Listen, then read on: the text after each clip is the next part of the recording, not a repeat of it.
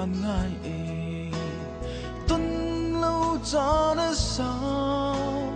nang zong cây ma bang in ka lam ve ton mo chun ni asao zan ni zual chi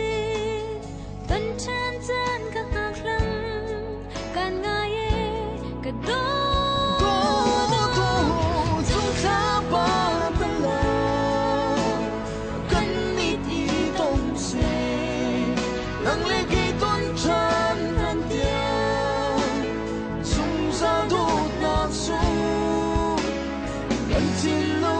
kan ruana kan sei zo nên trong sông khát si tình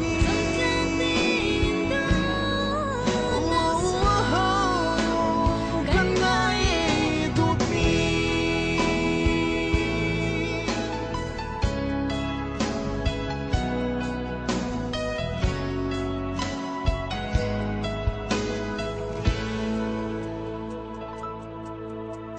gian không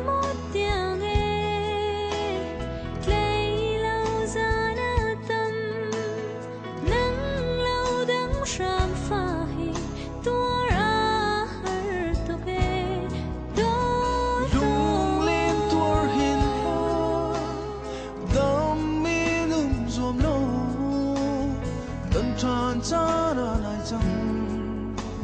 dinh nu thong in cả đôi trong khá ba ta là đôi mi cần đi thì đồng sẽ nắng lê kê tôn chan hàn tiền dùng ra đốt nạc xuống cần thiên lưu cần hoa nà cần dây dòng nên trong xuân khác gì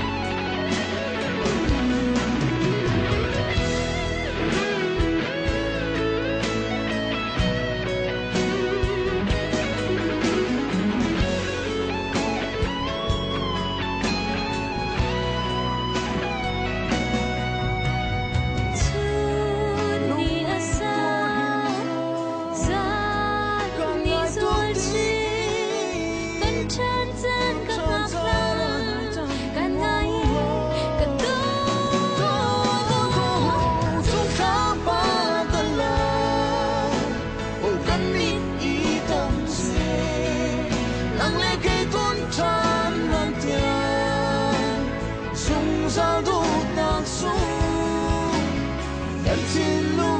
cần ruana cần dây dòng nên trong xuân khác gì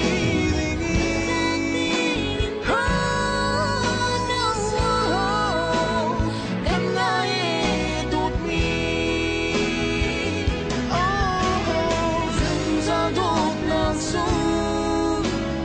cần thiên lưu cần ruana cần dây dòng nên trong xuân khác gì